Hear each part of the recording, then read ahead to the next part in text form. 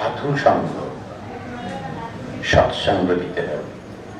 এই প্রশ্নটা করলেন উদ্ধব ভগবান কৃষ্ণকে।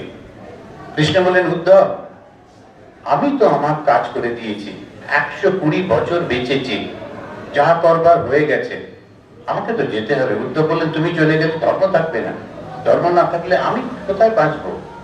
তিনি বললেন, তুমি সাধু সঙ্গ করো। তখন উদ্ধব বললেন, সাধু চিনব কি করে? উনি বললেন, যার হৃদয়টা ভালোবাসায় ভরা আর যার মধ্যে কোনো স্বার্থ নেই, ওই হচ্ছে সাধু। সাধু কি করে চিনব? যার হৃদয়টা ভালোবাসায় ভরা আর যার কোনো স্বার্থ নেই, সে শুধু মানুষকে ভালোবাসে। যদি একটু স্বার্থ থাকে তাহলে সে সাধু নয়।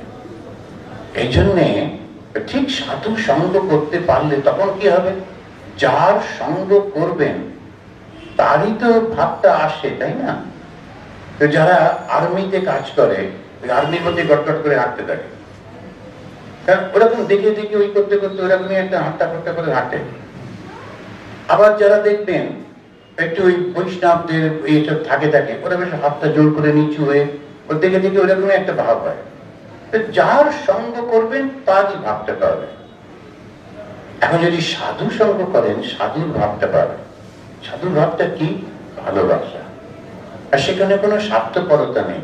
আমি ভালোবাসি না তা নয়, আমার নিজের পরিবার পরিজন এদেরকে তো ভালোবাসি, কিন্তু সাধু সেটা করে না, সেটা সর্বব্যাপী ভালোবাসে সবাইকে।